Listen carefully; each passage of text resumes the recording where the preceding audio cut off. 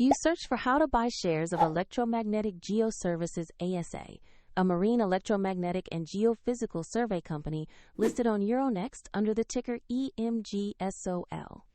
This video is educational only and not financial advice. To buy shares, you need a brokerage account. I will use eToro as an example to show the steps. After registering, you will need to verify the account, usually by uploading an ID, and add funds before you can place a trade.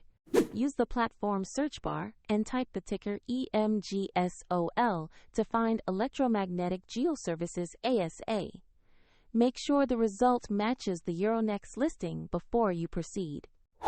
On the asset page, review the basic company information and the price chart to confirm it is the correct stock.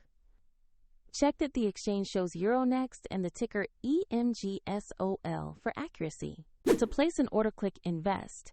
Enter the amount you want to buy, review any fees and order details, then confirm the trade. If the market is closed, the order may execute when it reopens, and if you do not have enough funds, the platform will prompt you to add funds before confirming. After the trade, your position will appear in your portfolio where you can monitor it.